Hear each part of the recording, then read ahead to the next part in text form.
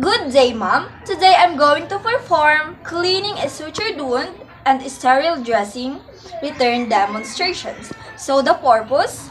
To promote wound healing by primary intention, to prevent infection, and then to assess the healing process, and then to protect the wound from mechanical trauma.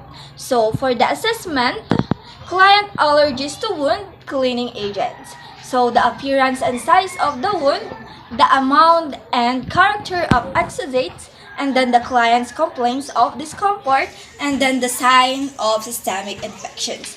So for the planning, determine any specific orders about the wound or dressings. So next is, I have also gathered the equipment. So these are the equipments that I need to use. Okay, now let's proceed for the implementation or the preparation. Prepare the client and assemble the equipment. So ma'am, here. Okay, and then we have the assembled equipment. Okay, and then assist the client to a comfortable position in which the wound can be ready to exposed. Okay, and then next, make a half of the moisture-proof bag for disposal for the soil dressings. So, yeah. Okay, and then put on a face mask if required. So now, let's proceed for the procedure. Okay, first, introduce yourself, or I am going to introduce myself to my client. So, ma'am, I am Joyce Saluya Goto, your student nurse of CSPC. Okay, and then next, verify the client's identity. So, ma'am, what is your name? Okay po. And your age? 9. Okay, so, where do you live? Walang Alba. Okay, thank you po. So, next, explain to the client if what I'm going to do. So, ma'am, later on, mamaya po, nilinisan ko po ang inyong sugat. Okay lang po ba sa inyo yun? Okay po. Okay, and then, how the client can cooperate. So, ma'am, for your cooperation po, just wait until I'm done doing this procedure, and then later on po, para magkaroon ka na po ng komportable and maging, malinis ang inyong sugat. Okay po? Okay.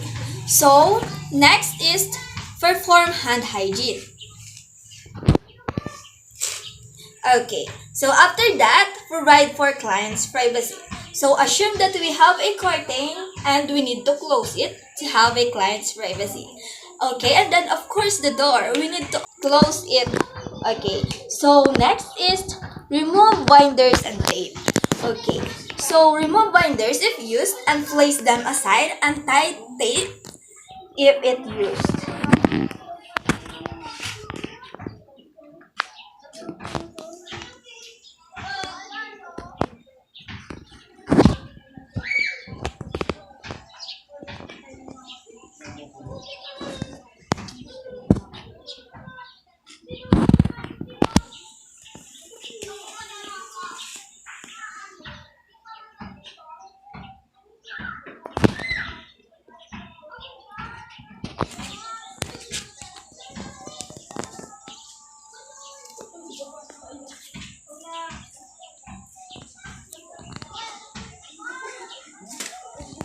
Okay, by the way, if adhesive tape was used, remove it by holding down the skin and pulling the tape gently but firmly toward the wound. Okay. Use a solvent to loosen tape if required.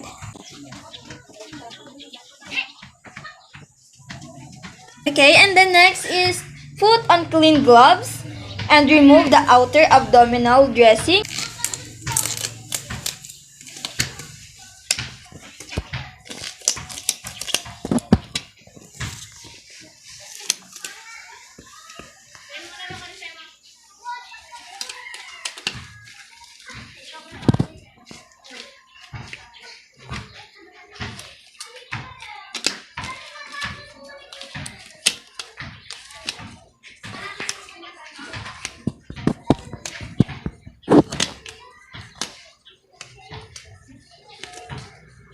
Okay, next is lift the outer dressing so that the underside is away from the client's face. Okay, and then place the soil dressing in the moisture-proof bag without touching the outside of the bag.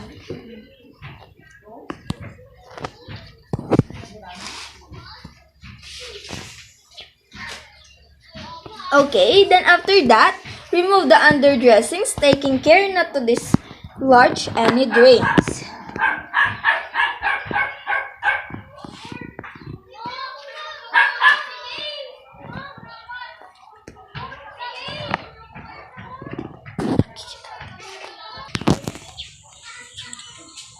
Okay, next, assess the location, the type and odor of wound, the drainage, and the number of gauzes saturated or the diameter of drainage collected on the dressing. So, discard the soil dressing in the bag as before. So, I have already discarded. Okay, and then next is remove gloves of them and the moisture-proof bag. And okay, after removing the clean gloves, discard it. Okay, and then after that, set up the sterile supplies. Okay, open the sterile dressing set using surgical aseptic technique.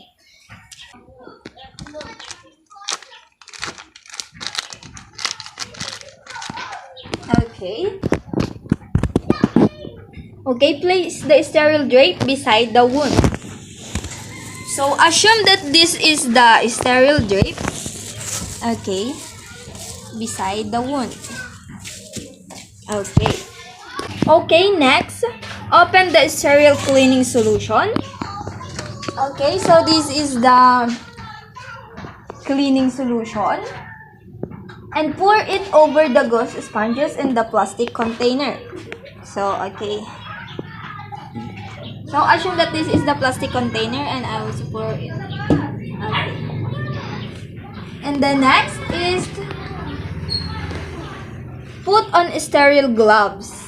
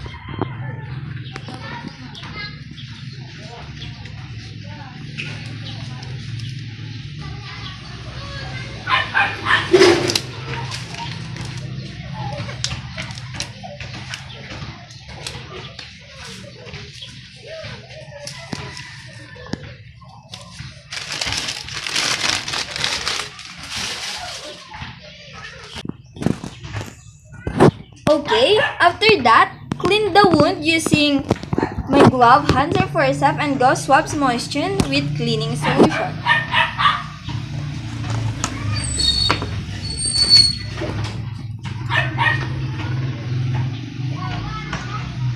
So, with cleaning solution, and then clean the wound.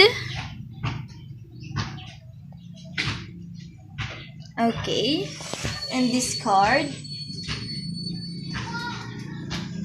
Okay, so if using forceps, keep the forceps tips lower than the handles at all times. Okay, so use the cleaning methods described or one recommended by agency protocol. And then use a separate swab for each stroke and discard each swab after use. So I have also used another swab. Okay, and then discard. Okay, and then use again another. Clean. Okay, and discard.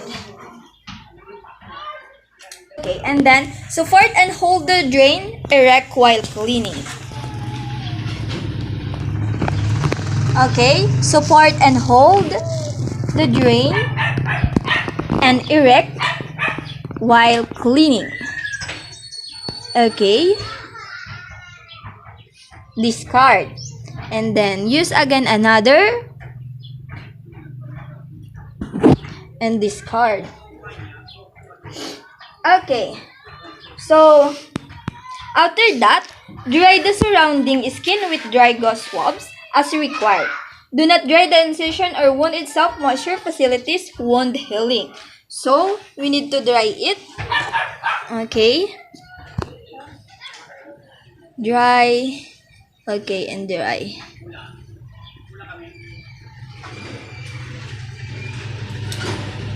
Okay. So, after that, apply dressings to the drain site and the incision. And then, place a pre-cut 4x4 gauze around the drain.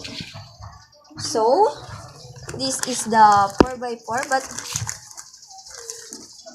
we need to use.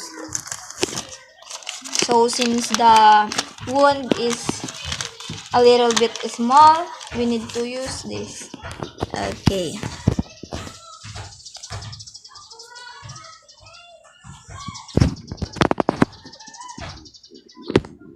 And then, apply the sterile dressings one at a time over the drain in the incision.